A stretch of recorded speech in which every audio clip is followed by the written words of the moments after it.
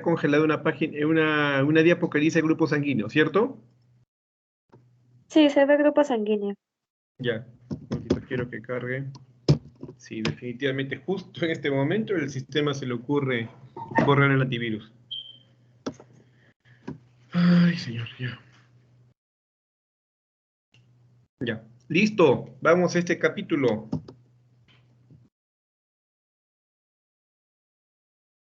Inmunización materno-fetal. Bueno, hay que tener un detalle importantísimo. El que una mamá, el que una gestante tenga un grupo sanguíneo discordante al producto de la concepción no significa que para ella sea enfermedad. Me explico. Muchos han hablado de que una mujer RH negativo de por sí tendría una enfermedad o una condición de riesgo.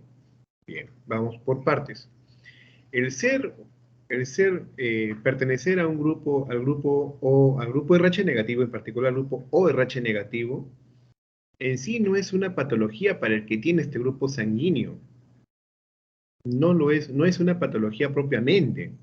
Lo que ocurre en el caso de la mujer gestante, en la mujer si gestara, si ella se expusiera a un producto de la concepción, al feto, al embrión feto, que es discordante para con ella, que es discordante el grupo sanguíneo, hágase cuenta, ORH negativo a la mamá y el producto de la concepción es ORH positivo, ARH positivo, BRH positivo, es decir, diferente grupo de RH, el diferente grupo de RH, resus. Otra combinación AB puede ser posible. Entonces, en ella puede generar la exposición de la sangre fetal a ella, puede generar que se formen anticuerpos contra el grupo RH, que por cierto, a ella no le van a causar ninguna patología, ninguna dolencia. Son estos anticuerpos formados en las gestaciones siguientes que van a actuar en el siguiente embarazo, actuando, atacando al antígeno RH negativo que está presente en los glóbulos rojos del feto, si no es del embrión, del feto. De tal manera que esa destrucción de los glóbulos, esa destrucción, mejor dicho, ataques a los antígenos RH, los antígenos RH presentes, ¿sí? Por estos anticuerpos, va a hacer que se destruyan los glóbulos rojos y llevar a un fenómeno de hemólisis fetal. Y la hemólisis fetal va a llevar a la anemia hemolítica fetal. Y seguimos en el proceso. La anemia fetal, en un afán desesperado del organismo fetal por compensar el déficit de hemoglobina, va a comenzar a producir en cantidad más glóbulos rojos, pero los anticuerpos van a actuar sobre el vaso fetal, sobre el hígado fetal, destruyendo y propiciando más anemia, y el efecto desesperado del organismo fetal es que produzca más sangre, llevando a una insuficiencia cardíaca congestiva, pero con una hemólisis brutal. Entonces esto le puede llevar al feto a una anemia fetal, una eritroblastosis, de tal manera que le puede llevar en el tiempo a esta congestión, esta insuficiencia cardíaca congestiva, le puede llevar a una edema, una nasarca fetal tremenda que se va a conocer como hidropesia fetalis. Y no solo eso, la hidrofetalis, la hidropesia o hidrofetalis, un feto en anasarca, producto de una insuficiencia cardíaca congestiva severísima, sino que también la liberación de los productos del metabolismo de la bilirrubina presente en la hemoglobina, ¿sí? Va a hacer que esto lleve a una intoxicación neonatal tremenda, fetal, embrionaria fetal tremenda, que se va a conocer como kernicterus. Y eso también es tóxico y letal para el feto al neonato.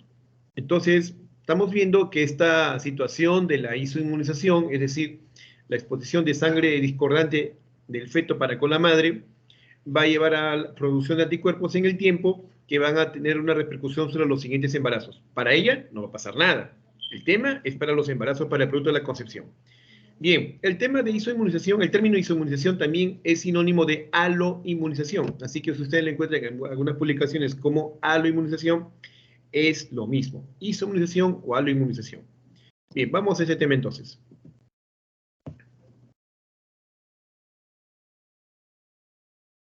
Bien, el grupo sanguíneo. Sabemos que en la membrana celular de los hematíes existen diferentes proteínas. Nos referimos a los antígenos distintivos en la sangre, los cuales son responsables de las formas típicas de sangre que tenemos, y predominantemente lo que más tenemos es esa determinación de grupo A y B, y que la ausencia de estos dos A y B en los antígenos configura lo que es el A. Hay combinaciones, A y B, el AB y el O, donde no hay estos antígenos presentes, los A y B, los distintivos. Sin embargo, no es lo único existente. Hay otras moléculas antigénicas, es inusual, es rarísimo, y que entran en un sistema de clasificación que son el sistema Lewis, Duffy, que en fin, son varios los sistemas de clasificación. Pero clásicamente o mayoritariamente tenemos los grupos A, B, AB y la ausencia de los dos, el grupo O. Y con respecto al factor RH, también es un antígeno, una proteína que se encuentra en la superficie de los glóbulos rojos y que está presente en la mayoría de la población, el 85% RH. ¿Sí? Y en el sistema RH, se habla que hay más de 50 antígenos, se contemplan 6 antígenos determinantes de la mayoría de los fenotipos, conocido como patrón D, grupo D, D mayor, dominante, D, C, C, E y E. El antígeno D, propiamente el antígeno D, RH negativo, es el más inmunógeno y determina a las personas RH. De tal manera que hablar de RH en la literatura también es hablar del antígeno T. Así que el gen RH positivo es dominante, inmunogénico, y se puede permitir que se junte con un gen RH negativo, donde obviamente el gen RH positivo es el dominante. Tenemos diversas combinaciones. Aquí en esta grafiquita tenemos, por ejemplo, cómo es la dominancia en la siguiente generación, en los hijos de un padre RH positivo y RH negativo. Entonces tenemos la posibilidad de que sea un padre RH positivo dominante, o sea, lo que decimos en términos mendelianos, ¿no? Homocigoto dominante, RH positivo, tiene los dos genes caracterizados en positivo, ¿sí? Y el caso también puede ser heterocigoto cuando tiene RH positivo y el RH negativo, pues a una cruz, el RH negativo. Entonces, mixto, pero prevalece, ¿qué cosa? El ser RH positivo. Entonces, estas combinaciones, con igual manera con la madre, puede permitir una serie de combinaciones en los productos de la concepción.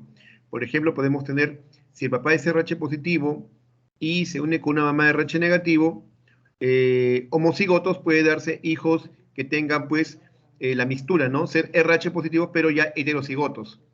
Si el papá es RH negativo y la mamá es RH negativo, definitivamente la descendencia va a ser para RH negativo. Pero cuando hay combinación con papá RH positivo con mamá RH positivo, también se repite ese patrón de ser RH positivo, salvo que sea heterocigoto dominante. Miren, esta combinación es la ideal, ¿no? Papá RH positivo, mamá RH positivo, ambos homocigotos, el hijo es homocigoto RH positivo. Aquí lo que trataba de explicarles es con respecto a las combinaciones. Miren, cuando el papá y la mamá son RH positivos, heterocigotos, o sea, tienen el gen dominante, pero tienen también el gen recesivo RH negativo. Los hijos pueden experimentar, en el 66% de los casos, pueden representar ser RH positivos, siendo el 33% un RH positivo homocigoto, un 33% RH positivo heterocigoto y un 33%, la tercera parte, que sean RH negativos. RH negativo. ¿Sí? Ahí no hay problema. Ahí no hay problema porque la mamá es heterocigoto, el hijo RH negativo, y no va a despertar pues anticuerpos. Miren esta combinación. Papá RH positivo homocigoto, mamá RH negativo homocigoto, no hay forma para que exprese ese RH negativo, tiene que ser ambos genes. Y miren lo que pasa con el producto. Es heterocigoto RH positivo. Y este efecto de este RH positivo heterocigoto puede despertar inmunogenicidad en la madre. Puede inmunizarla y formar anticuerpos. Ahora, cuando el papá es RH negativo, homocigoto, no hay forma, y la mamá RH positivo heterocigoto, la combinación que puede dar es de 50% para que sea o RH positivo, heterocigoto, o 50% RH negativo, también homocigoto, se entiende. Este sí es homocigoto. Y si ambos son RH negativos, excelente. El feto es RH negativo y no hay riesgo de que pueda generar isoinmunización. Entonces, con esta gráfica vemos la importancia de determinar el grupo sanguíneo no solo a la mamá, sino también al papá. Y mucho mejor sería determinar si este es un homocigoto o heterocigoto, de tal manera que nos puede dar de entrada en el diagnóstico y manejo de estos casos, ¿no? Nos enfrentamos a una mamá RH negativo y la preocupación, oye, es su primer embarazo, es RH negativo, le vamos a poner su vacuna o no, ¿qué hacemos? 28 semanas, ¿no? Todo lo que se especula. ¿Y si el papá es RH negativo? Cambió toda la preocupación, porque la posibilidad de que el hijo sea RH negativo, RH positivo es prácticamente nula, salvo que pase un embarazo a espaldas de, ¿no? De que no sea el papá, es inusual eso.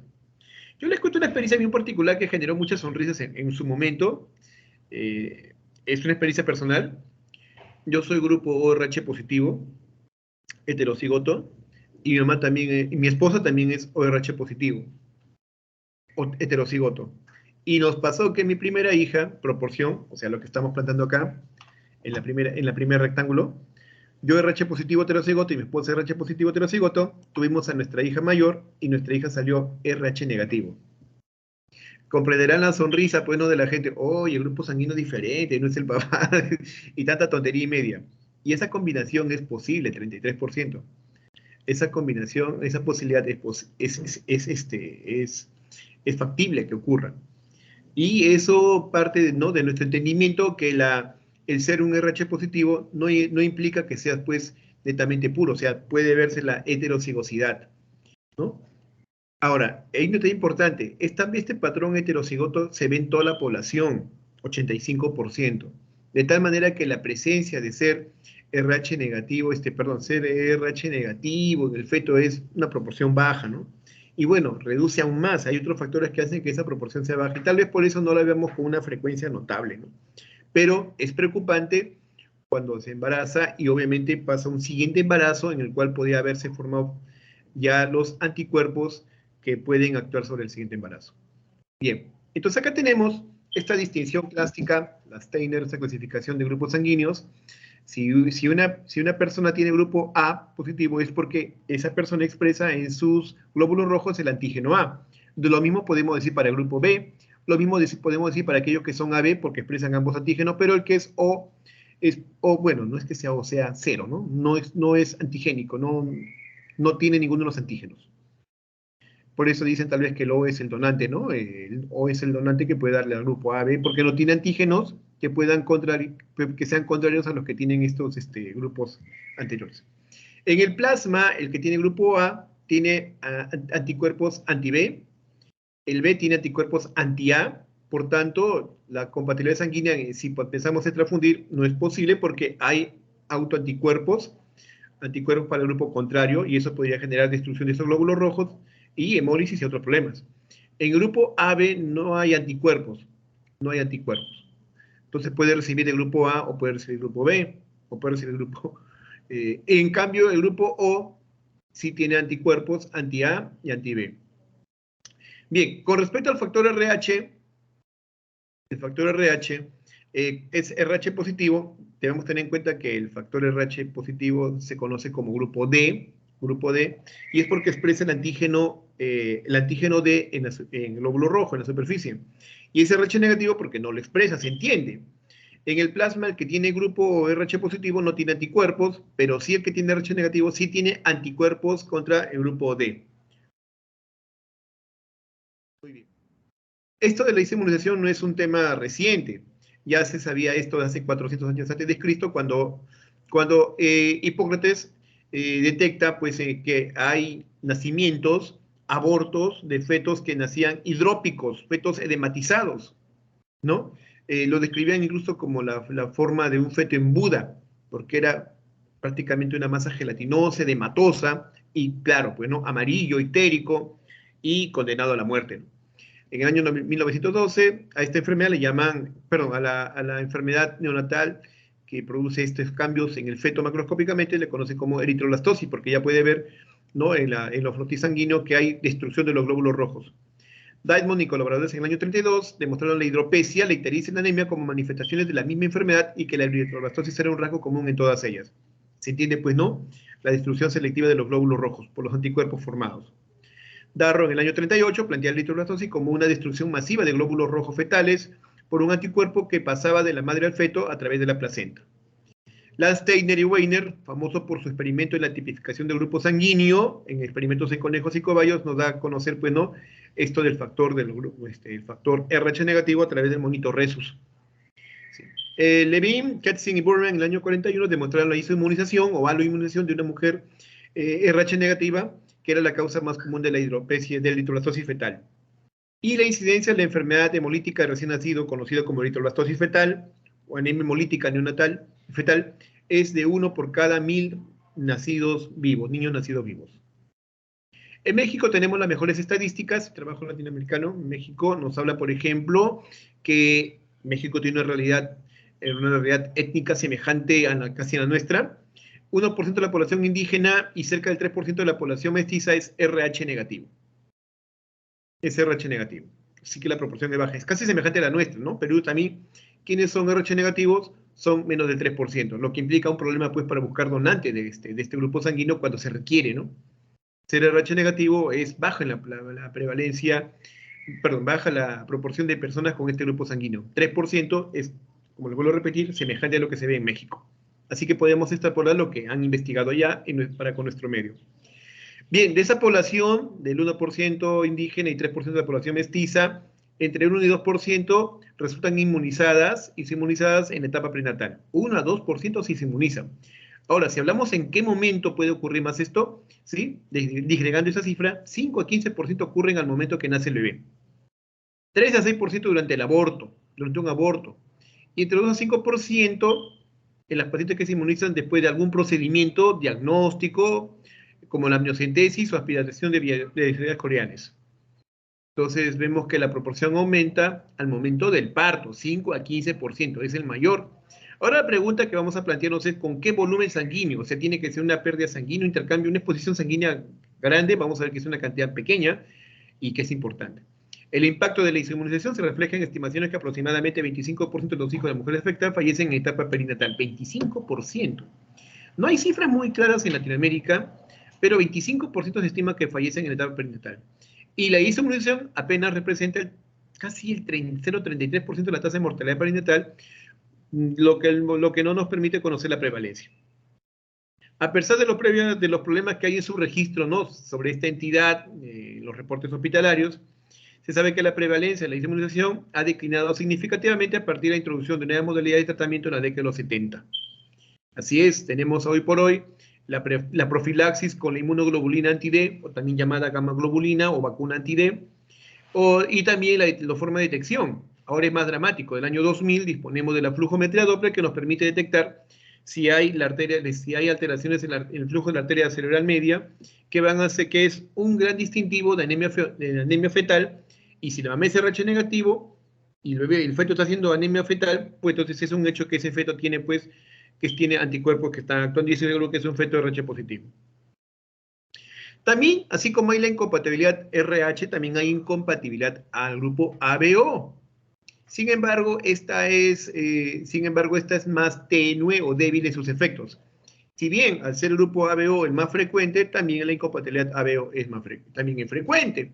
Pero como vuelvo a repetir, esta felizmente es transitoria, leve, y nos ha pasado eso de mamás, por ejemplo, grupo A, la pareja B, y el feto nace, neonato, en los primeros días hace una ictericia, hace un cuadro agudo de ictericia y felizmente resuelve con el uso de la fototerapia. Pero como es una enfermedad felizmente, pues, de buen pronóstico, bien asimilada. Bueno, esto puede ocurrir con madres grupo positivos y fetos que sean A o B.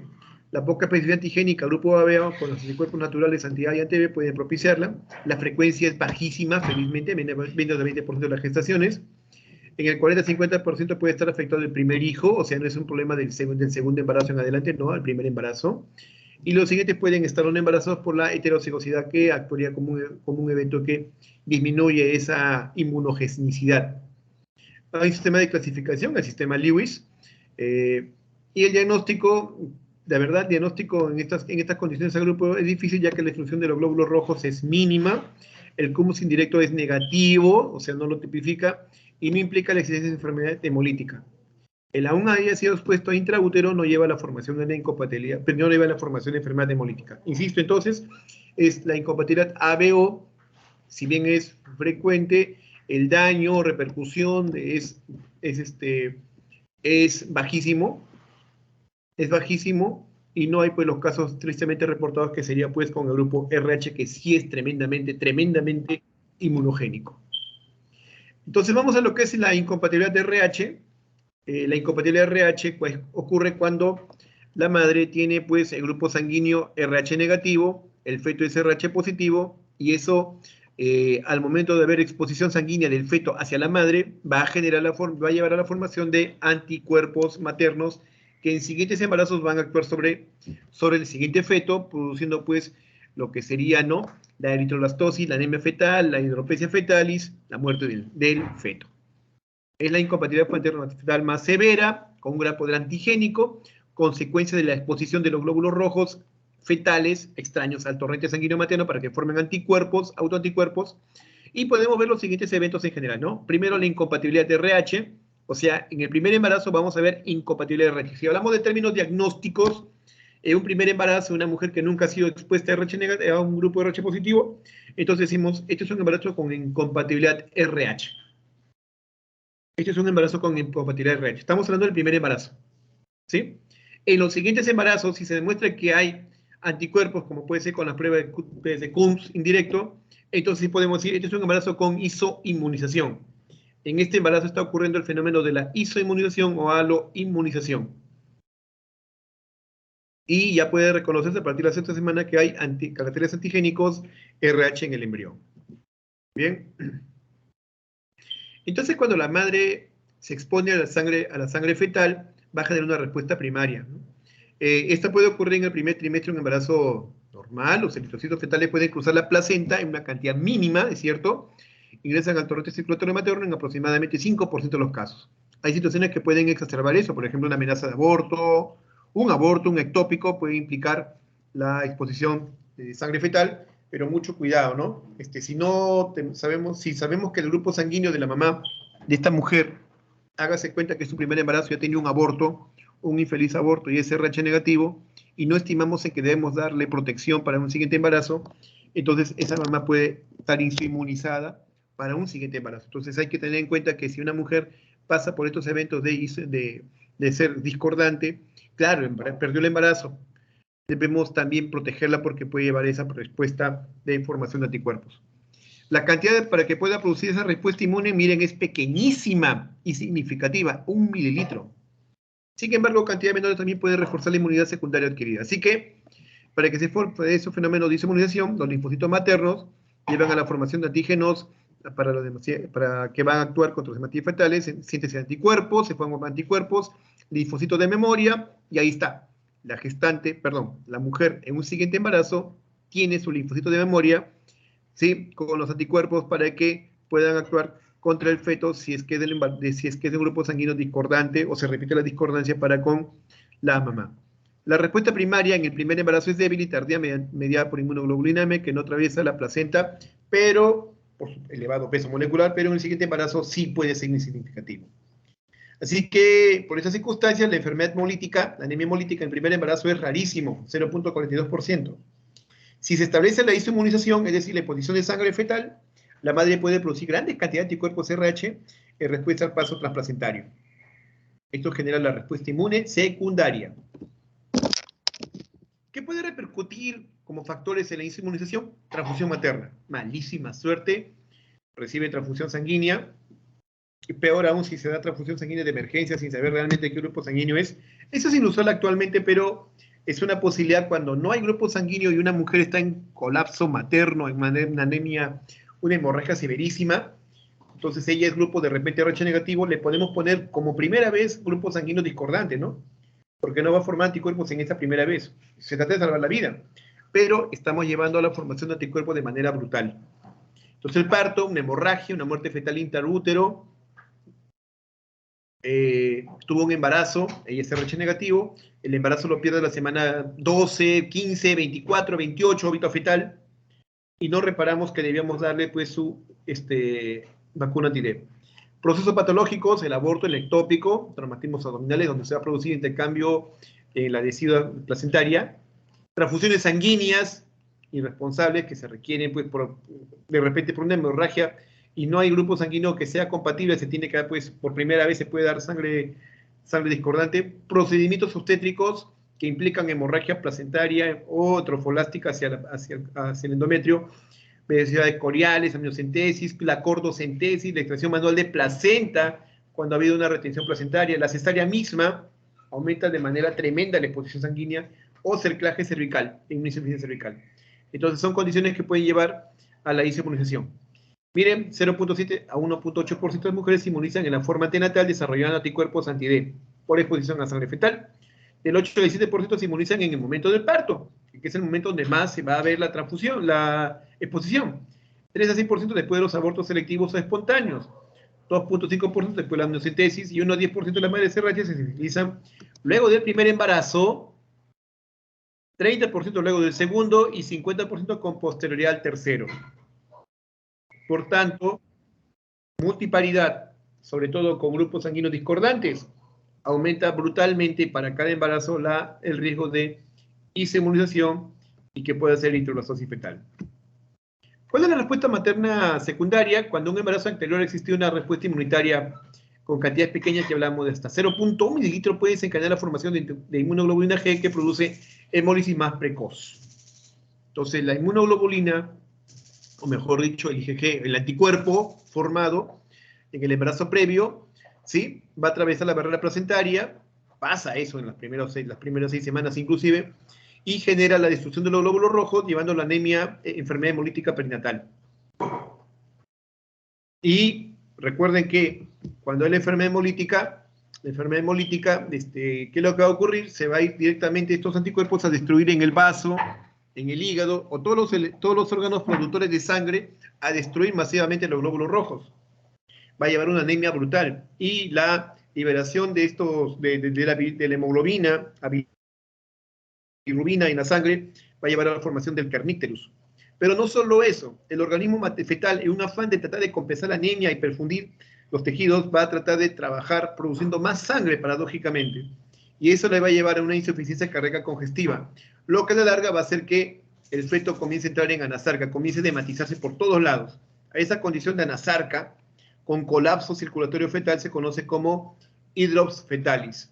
Así que la ecografía puede reconocer un feto en anasarca, la flujometría doble puede reconocer la anemia fetal, y estamos pues no frente al daño ya o la enfermedad hemolítica producto de la isoinmunización. ¿Cuál va a ser la clínica? En todo caso, la clínica fetal, porque aquí ya estamos estableciendo que la mamá no le va a producir mayor trastorno, es que se va a deber a la destrucción de los glóbulos rojos fetales por la hemólisis vascular que produce anemia y hiperbilirubinemia, además que el feto produce eritropoiesis compensatoria. Una eritropoiesis que es insuficiente porque los glóbulos rojos van a ser destruidos.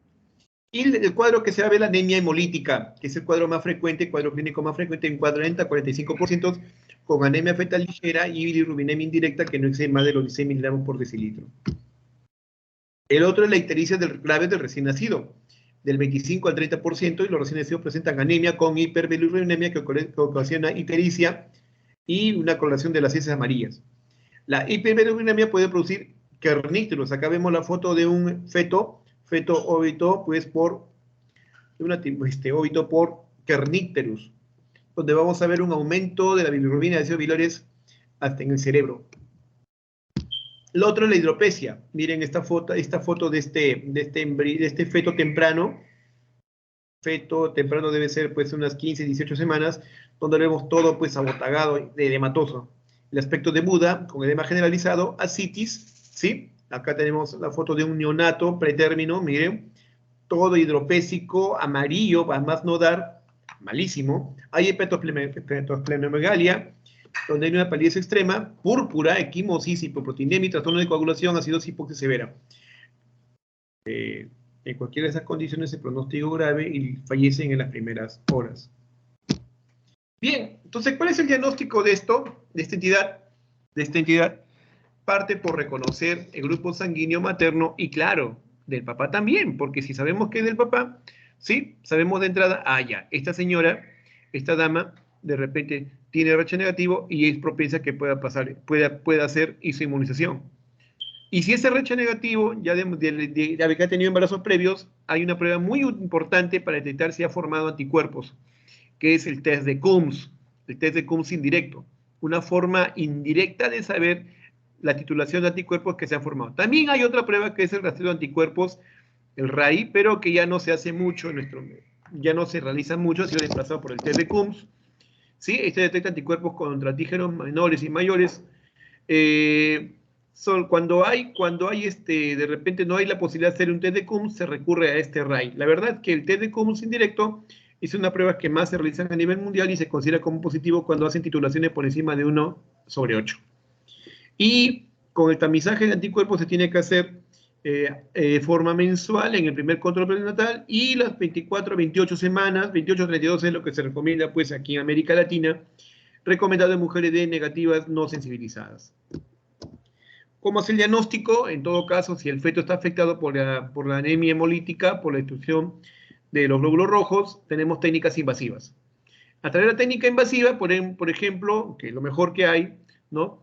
Pero también es una forma de sensibilizarla, ¿no? Porque al hacer la punción del útero, corremos con el riesgo de, pues, no pasar sangre fetal a la materna. Pero nos da mucha información, la amniocentesis. La amniocentesis, que consiste en la extracción del líquido amniótico, determina la cantidad de bilirrubina formada en el líquido amniótico. Es una forma de saber si está habiendo o no, pues ya presencia de este elemento, de este compuesto, perdón, que se ve en las hemólisis. Otro es la cordocentesis, un procedimiento muy invasivo, lo que hace es punción al cordón umbilical directo y establecer, nos sirve esta prueba no solo para establecer la anemia fetal, sino también para saber el grupo sanguíneo del feto. Podemos hacer determinación de grupo sanguíneo fetal y segundo, el grado de anemia. Pero también tenemos pruebas no invasivas, ¿ah? Pruebas no invasivas, vamos a verlo más adelante. Acá está una de las pruebas invasivas que eran frecuentes hasta hace 2 décadas atrás, hasta los 80. Porque la ecografía, una vez que se hizo popular y se le vio más utilizada a partir de los 80, lo ha desplazado. Es el test de Lilley. El test de Lilley es parte del estudio espectrofotométrico del líquido amniótico. Lo que hace es valorar por espectrofotometría la presencia de bilirrubina en la sangre fetal. Entonces, perdón, en líquido amniótico. Entonces, lo que se hace es extraer líquido amniótico, amniocentesis, una muestra, y esta muestra es sometida a espectrofotometría. Tenemos un patrón de comparación estadístico, una gráfica donde según el dato que tiene el valor obtenido por espectrofotometría nos permite comparar si está pues en una condición de anemia fetal leve, moderada, severa, y la necesidad incluso de hacer transfusión fetal, que sería pues el tratamiento para estos fetos comprometidos. Lamentablemente es una prueba invasiva, es una prueba que tiene sus complicaciones, y en el tiempo se ha desarrollado otras pruebas, sobre todo la ecografía, que es un boom. La ecografía ha permitido pues el hacer un abordaje no solo no invasivo, sino con una buena precisión. De las no invasivas tenemos la determinación del ADN fetal en plasma materno, ¿sí? Muy útil en menos de 28 semanas de gestación. La ecografía fetal. La ecografía fetal en todo caso está para determinar si hay signos de insuficiencia cardíaca congestiva, si hay edema o anasarca fetal. Entonces podemos hacerlo a través de la evaluación de vasos fetales, la vena umbilical, el grosor placentario también, estructura placentaria, estructura hepáticas, del vaso, la biometría fetal y, claro, la flujometría Doppler, que es una prueba ecográfica muy especial. Lo que hace la flujometría Doppler es ir más allá de la ecografía, mide pulsatividad y resistencia de los vasos. En este caso, el vaso por excelencia es la arteria cerebral media. Nos da unos patrones de comparación con una sensibilidad altísima. Miren, cuando se tiene una hemoglobina menor de 10, la flujometría Doppler puede detectarlo en el 100% de los casos. O sea, es la prueba de elección para estudio de anemia fetal. Es una muy buena prueba. Otra prueba también en el diagnóstico manejo tenemos la monitorización de la frecuencia cardíaca fetal, ¿no? La monitorización de la frecuencia cardíaca nos permite tener pistas, ¿no? Cuando un feto está comprometido, podemos encontrar ritmo sinusoidal, podemos encontrar disminución de la variabilidad, es decir, el feto está comprometido neurológicamente e hipóxicamente, ¿sí? Entonces, es una prueba que tiene una correlación, pero de todas estas pruebas que estamos mencionando, definitivamente la que nos da una mejor pauta, o la mejor diagnóstica es la flujometría Doppler de la arteria cerebral media. Estamos hablando de repercusión con el feto, porque a la mamá no le va a pasar gran cosa. Bien, vamos a lo que es el tratamiento. Los objetivos que debemos tener en cuenta es tratar de disminuir los títulos de anticuerpos maternos. Si estos están bajos, la posibilidad de daño fetal es menor. Así que tratemos de buscar la forma de disminuir la formación de los títulos de anticuerpos maternos. El otro es mejorar la anemia fetal y evitar las complicaciones de la enfermedad hemolítica perinatal, ¿sí? La hidrops fetalis, esta condición terrible. Alcanzar la madurez fetal para inducir el parto. Si hay afectación fetal, pues hay que buscar los mecanismos para que el feto madure prontamente y podamos inducir el parto. Una forma de ver esto es el tratamiento materno, mejoramos los anticuerpos maternos, y el otro es el uso de inmunoglobulinas. Y el tratamiento fetal, que tiene que ver con el tratamiento selectivo para la anemia fetal, la cordocentesis, la transferencia de sangre frágil o RH negativo, como un intento para mejorar el cuadro y que puede ser ventajoso. Vamos entonces al tratamiento materno. Se ha hablado mucho, se ha estudiado mucho acerca de la eficacia de la inmunoglobulina anti-D, o también conocida como gamma globulina. Inmunoglobulina o gamma globulina anti-D. Para efectos prácticos, la vacuna anti-D o la vacuna anti-RH negativo. Sí, demostrado que tiene pues un beneficio. Sin embargo, puede haber falla en la profilaxis en el 0.7 al 1.8% de las mujeres gestantes. Es una buena alternativa en todo caso. La tasa de falla es bajita, es lo mejor que tenemos. Y la administración de esta vacuna anti-D empieza a partir de la semana 28.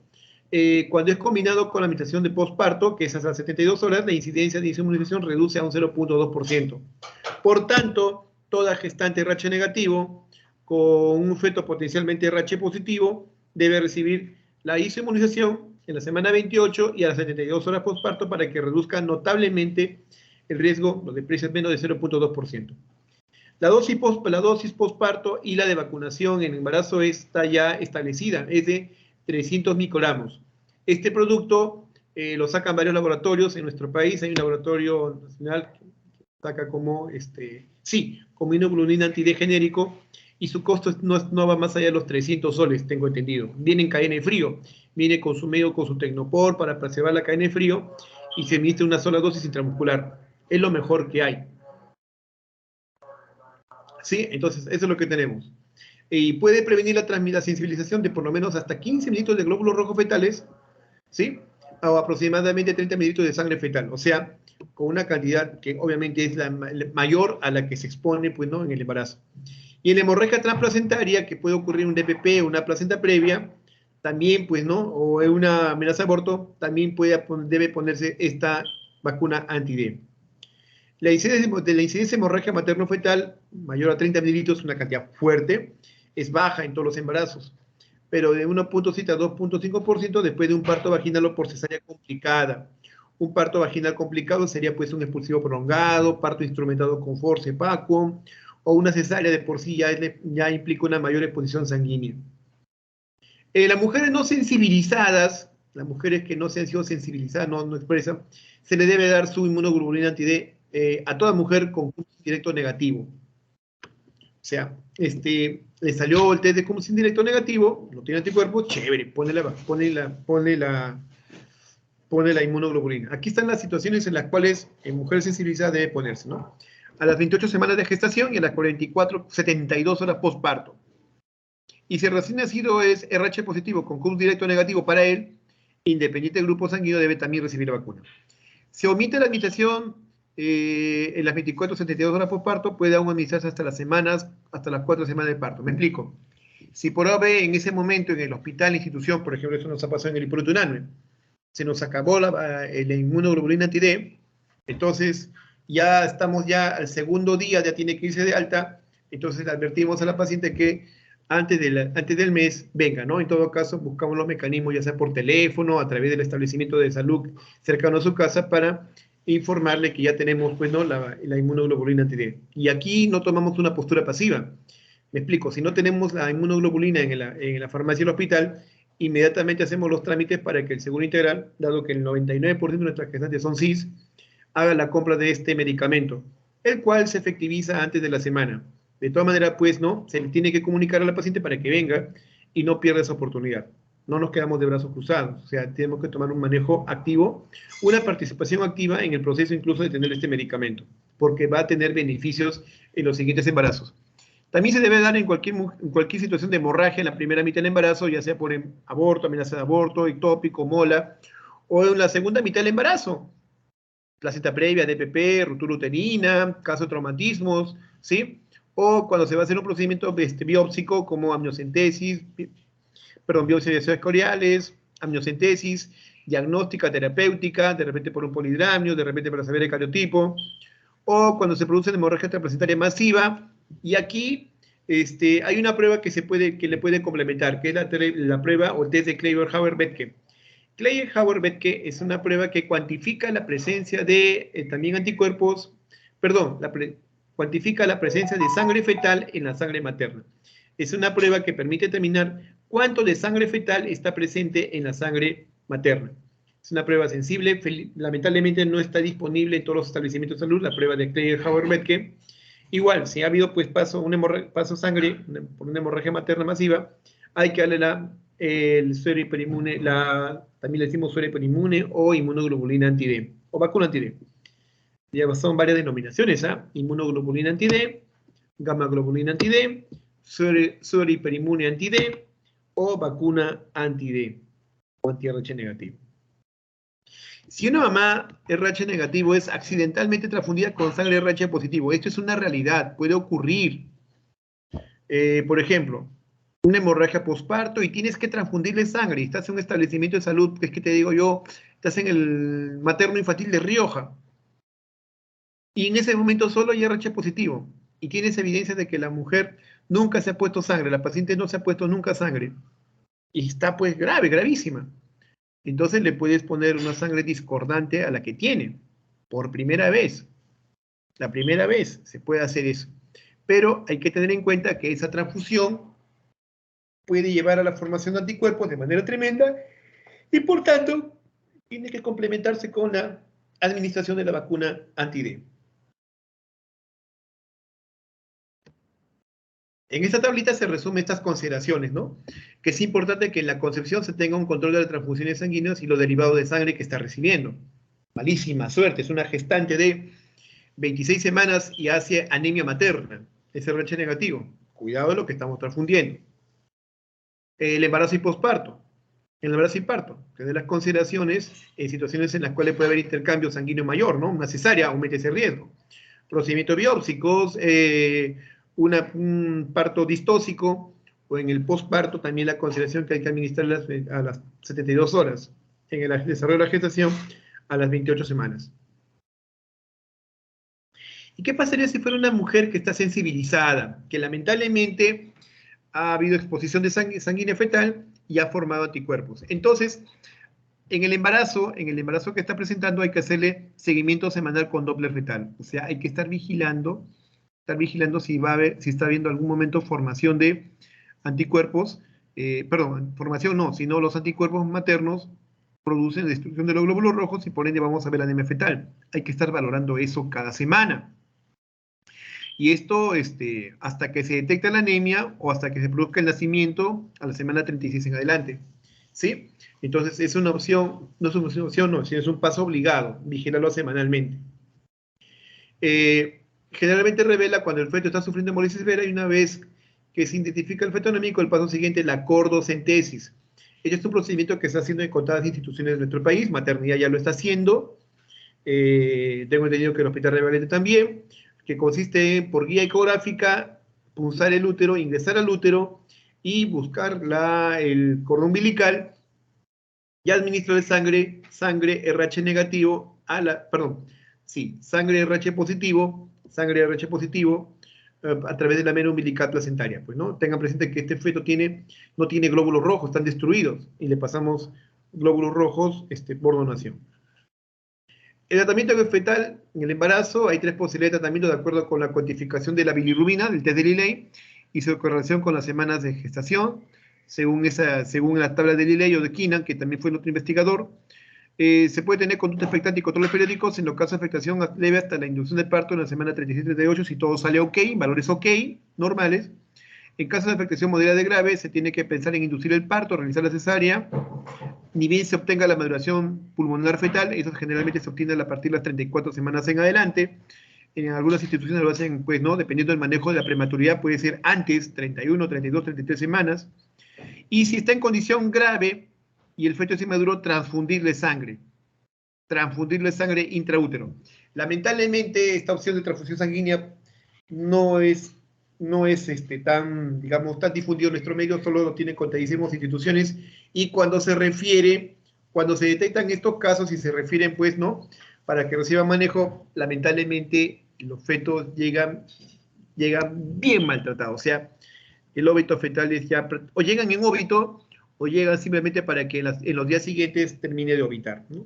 Lamentablemente llegan mal en nuestro medio. El otro es interrumpir el embarazo. Ya van fijando la idea de que un parto distóxico o una cesárea puede ser una exposición mayoritaria. Hay que pretender rescatar al feto de la acción de los anticuerpos maternos. Hay que tener en cuenta que estos fetos tienen diversos grados de afectación, pero que por lo que se realiza la inducción de parto se tiene que monitorizar. La extracción prematura debe valorarse con cautela, sobre todo, pues, ¿no?, en establecimientos en los cuales no se cuente con los especialistas, los neonatólogos. Por tanto, hay que pensarlo bien, si no es referir al paciente para que tomen el abordaje de nacimiento pretérmino, guía selectivo. La transfusión intrauterina es un procedimiento invasivo por el cual, pues, como les comentaba, se hace a través de la cordocentesis y se transfunde sangre al cordón umbilical directamente. Ay, caray, que estamos repitiendo. Ah, ya, estamos bien. Espera acá. Eso es normal.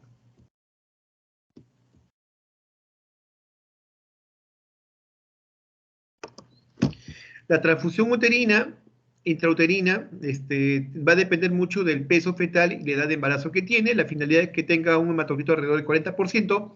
La ventaja está de que este tratamiento puede mejorar dramáticamente al feto. ¿Sí? Tanto así que puede recuperarse, aquí tengo la cifra, 85% de los fetos sobreviven por la transfusión intrauterina. O sea, la recuperación es dramática. El hidro desaparece, la hidropesia desaparece después de la segunda o tercera transfusión. Ahora, el tema es, ¿no?, el abordaje, el manejo, porque es invasivo, ¿no? Y estos procedimientos pueden llevar a rotura prematura de membranas, puede llevar infección, a una coriomionitis o amnionitis intraútero. Por tanto, es un manejo de altísimo riesgo. También se puede emplear el uso de altas dosis de inmunoglobulina anti-D durante 5 días en serie de tratamiento repetidas cada 15 a 21 días. Especialmente útil a partir de las 20 semanas, y no debe usarse efectos hidrópicos ni después de las 28 semanas. Entiende que ya, pues, ya existen hidropesias, hay otros enfoques. Entonces, esta tablita resume las indicaciones de la transfusión intraútero. Estamos hablando ya de un feto potencial que está haciendo anemia fetal, y la finalidad de aplicación es, bueno, procurar que el feto, pues, no haga la enfermedad, ¿no? El recién nacido debe ser H positivo y el CUMS directo negativo, y la madre el CUMS indirecto negativo, ¿no? Lo que se quiere a largo plazo, ¿no? Que la mamá no exprese la enfermedad, perdón, que la mamá no exprese la formación de anticuerpos, y eso va a depender, pues, ¿no?, de que en el embarazo anterior se haya tenido un control cuidadoso, pues, ¿no?, de ella, la administración adecuada a las 28 semanas de la inmunoglobulina anti-D, después del parto, a las 72 horas, en el siguiente embarazo saber si se ve, ¿no?, el grupo sanguíneo fetal, si se puede. Si no es así, un buen dato puede ser determinar el grupo sanguíneo paterno. Como les decía al inicio de la presentación, ¿qué pasaría si el papá es RH negativo y ella es RH negativo? Nos cambió todo el panorama, ¿no? Bien, determinar el grupo sanguíneo y factor RH, la mujer en todo el inicio del control prenatal, no pinzar el cordón umbilical, no practicar revisión de cavidad uterina porque también esto aumenta la exposición, retirar los coágulos y la sangre de la cavidad peritoneal necesaria, y la aplicación de la inmunoglobulina anti-D en toda mujer RH negativo. Bien, si hubiera alguna pregunta, si hubiera alguna inquietud, este tema es nuevo, lo estaba contemplado en el sílabus, a solicitud del doctor Tello, es que se ha contemplado, no solo la solicitud, sino que estábamos debatiendo con el doctor, la necesidad, pues, ¿no?, de emplear, de agregar, perdón, ese tema a la formación, al sílabus. Bien, si hubiera alguna pregunta, con todo gusto. Doctor, buenos días. Tengo una pregunta.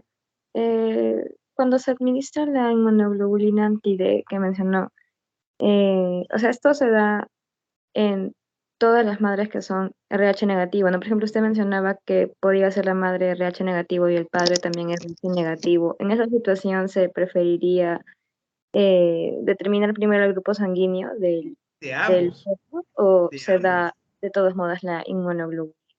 de ambos. Te pongo acá situaciones hipotéticas, ¿sabes? Para complementar esa parte. Te pongo situaciones hipotéticas que incluso ha sido tema de examen de residentado. Mira. ¿Qué pasaría si la mamá es RH negativo? La primera pareja tiene dos compromisos. La primera pareja es RH positivo. No le pusieron la vacuna. No le pusieron la vacuna. Tuvo sus dos hijitos. No ha hecho. Dos hijitos son RH positivo. Y no ha hecho anticuerpos. O no hay evidencia que forma anticuerpos. No lo sé. No. Hagámoslo más real. Porque esto ocurrió acá en Lima, ¿no? Ocurre en mujeres que han tenido embarazos anteriores en provincia y vienen acá, ¿no? Una mujer que su primer pareja, su primer compromiso, es RH positivo, presumiblemente heterocigoto. Tiene sus dos hijitos y son RH positivos, presumiblemente heterocigotos. Ella nunca recibió la vacuna, nunca la recibió, nunca se le hizo estudio de anticuerpos, nunca se le determinó la titulación, el test de Coombs, y tiene una segunda pareja. En esa segunda pareja se sabe que su pareja, esta nueva pareja es RH negativo. Te pregunto, hija, en este segundo compromiso con pareja RH negativo y habido tenido embarazos previos RH positivos que no recibió ninguna vacuna, ¿deberías o no deberías prevenir esa inmunización?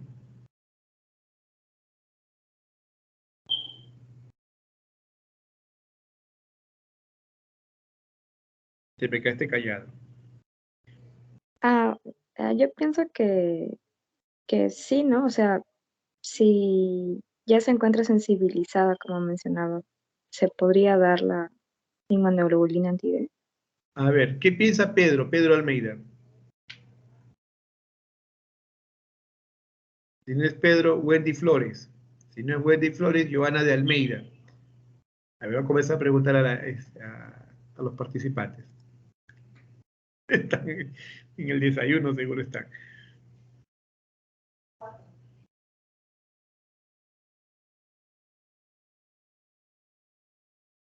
Hijita, estos chicos, caramba. Todo porque es domingo. Bien, lo vemos así. Si ella es RH negativo y su pareja actual es RH negativo, la posibilidad de que forme o que los anticuerpos vayan a actuar contra el feto es prácticamente nula por una sencilla razón, porque el embarazo, definitivamente el embarazo es RH negativo. De una mamá RH negativo y un papá RH negativo, no puede haber un embarazo RH positivo heterocigoto, mucho menos homocigoto. Por la combinación que te mostraba, esa combinación mendeliana, básicamente va a salir fetos RH negativos. Entonces no viene al caso darle la inmunoglobulina en esa consideración. Por tanto, podemos resumirlo así.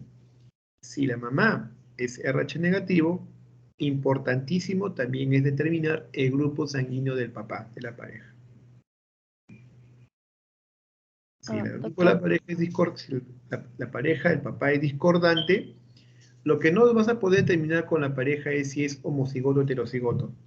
Pero basta con que sea grupo sanguíneo diferente, ya te ponen autos de que en el embarazo puede haber problemas. Por tanto, ahí sí estaría bien indicado darle inmunoglobulina, pero mejor aún si es su primer embarazo.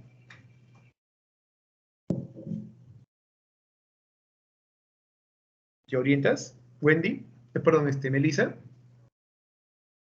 Sí, sí, doctor, entendí. No, no hay una gran ciencia tras esto, ¿no? Sino entender un poquito de lógica, ¿no? Eh, ahora, si, si la mamá es RH negativo, el papá es RH positivo, heterocigoto, la posibilidad de combinaciones es, ¿no? 50% para que sea RH negativo, ¿no? RH positivo, 50 RH negativo. Hay riesgo, ¿no? Esta es la gráfica que lo planteaba. Muy bien, veo que están todos abstraídos seguro en el domingo por la mañana. Muchísimas gracias. De la clase de amenorrea lo vamos a dejar de repente para el transcurso del día miércoles en adelante. Sí, Pedro, te pasé la voz y no me contestaste nada. Estaba craneando, como, claro, era Estaba 100% craneando. motivos, claro. Mi pregunta, una pregunta con Dime, Pedro. respecto al Doppler fetal. ¿Ya? Eh, Estábamos viendo que el Doppler fetal detecta anemia con respecto al análisis de la arteria cerebral media. Mi Así es. pregunta es, yo estoy solito de repente y tengo la máquina de Doppler fetal y yo realizo, ejecuto el análisis, la evaluación. ¿Cómo detectarías el gráfico que yo vería? ¿Cómo era que yo detecto anemia en el pacientito? Esa era mi duda, ¿no? Correcto. Está bien. Muy buena pregunta. No, creo que no hemos descrito la parte procedimental. Bien.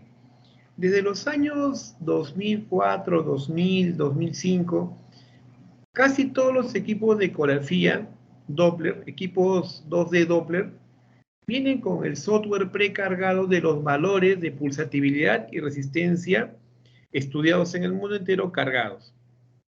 Prácticamente todos los equipos de estos últimos 10 años, por no decir el 100%, ya vienen con los valores, las tablas de flujometría Doppler grabadas en el software. Entonces, cuando uno hace la medición Doppler, para eso se hace el estudio ecográfico siguiendo unas pautas particulares. Se tiene que insonar el cráneo fetal, buscar un corte especial donde se vea la arteria en determinada angulación, esa es la metodología. Se le aplica la flujometría, se regulan unos parámetros que vienen a ser, así como ponemos brillo, contraste, en Doppler tenemos otra serie de parámetros, la saturación, el área de insonación, se regula esto y se tiene la onda graficada en la pantalla. Ni bien tenga la onda graficada en la pantalla, la onda de pulsatividad o resistencia, inmediatamente en el ecógrafo activamos el software de medición. Entonces el software se despliega y nos muestra pues una pantalla en la cual nos da las opciones de seleccionar el área que queremos nosotros determinar valores, esos valores. O lo podemos hacer manualmente, señalizando, siguiendo la curva de la resistencia y pulsatividad. Entonces seleccionamos en una casilla la onda, el segmento de la onda que queremos que se valore. Muchos de nosotros escogemos 3, 4 ondas para que saque la media aritmética de esas 4. Y el software determina pues los valores de flujometría y tal. A la par que da el valor, este es el valor que usted ha escogido para Doppler de arteria cerebral media, e inmediatamente lo contrasta en una gráfica y con una leyenda los valores esperados para esa edad gestacional. Entonces las tablas te dicen, estos son los valores de flujometría Doppler para esta edad gestacional. Por decir, el valor para la semana 28 tiene que estar en 35 a 45. Y el Doppler que usted ha encontrado ha salido en 37. Ah, ya, está dentro de esos valores esperados. 35 a 45 le ha salido el Doppler que está en 58. Chispas, elevado, hay una resistencia incrementada. Potencialmente el feto está afectado. Por encima de las 28 semanas, casi 100% correlación para anemia fetal. Entonces, los datos obtenidos que nosotros obtenemos y luego los sometemos al escrutinio del software, este software nos va a dar los valores esperados y obviamente nosotros contrastamos e interpretamos esos valores para determinar si hay o no patología. Así se hace, Pedro. Muchas gracias, doctor. Y la ventaja es que no es invasiva. Miren, la flujometría Doppler es un procedimiento ecográfico de avanzada que vino ya prácticamente a inicios del año 2000, al inicio de este milenio. El 2004, 2005, 2008, 2010 fue todo un boom porque salieron más estudios Doppler para diversas patologías. Hoy el Doppler es una de las herramientas diagnósticas clave en patologías como restricción de crecimiento intrauterino, grado de insuficiencia uteroplacentaria, RCIU, preeclampsia, anemia fetal, eritroblastosis fetal y defectos cardíacos que pueden llevar a trastornos hemodinámicos importantes. Los principales vasos arteriales, tanto arteria o vena, valorados en el Doppler son las arterias uterinas maternas, la arteria umbilical, arteria y vena umbilical, la arteria cerebral media, el ductus venoso, el arco aórtico, ¿sí? Y hay otros elementos vasculares que están siendo actualmente estudiados, hay series de investigación, hay series de casos que ya hablan de una utilidad y se están confeccionando tablas de normalidad o tablas de valores esperados para ciertos vasos sanguíneos y su correlación con ciertas patologías. La flujometría Doppler ya es una prueba que ya vino para quedarse, y lo otro es que se están desarrollando nuevos elementos vasculares que están siendo pues sometidos a comparación para diversas patologías. Bien. ¿Hay alguna otra pregunta? Doctor, buenos días. Una pregunta. Sí, te escucho, dime. Respecto a la enfermedad hemolítica perinatal, por lo que es esta incompatibilidad sanguíneo de madre-feto, ¿se va a producir más por grupo ABO o por factor RH? RH, por grupo RH. Si bien el grupo ABO es mayor en frecuencia, casi el 20%, y el impacto del daño de la enfermedad hemolítica es mucho menor en intensidad o repercusión que cuando es RH negativo. RH negativo en proporción es menor, pero el impacto es muchísimo mayor y peor aún cuando este se ha desarrollado en el embarazo mismo, no en el parto, sino en el embarazo. Cuando vemos un feto hidrópico diagnosticado por ecografía y en lo cual tenemos que orientar la mamá que de repente ese embarazo en algún momento se va a interrumpir o va a ir al óbito fetal. ¿Cuántos casos de gestantes que llegan al hospital con óbito fetal, con hidros fetalis semana 24, semana 28, semana 16 hemos tenido en el hospital? Y en la gran mayoría de los casos eran gestantes que no sabían que eran RH negativo, que iniciaron tardíamente su control prenatal y obviamente pues no acontecieron estos eventos. Eso es lo que se ve. Doctor, y una segunda pregunta. Respecto al cúmulo indirecto en pacientes embarazadas, ¿se le debe realizar solo a las RH negativas o también a RH positivos?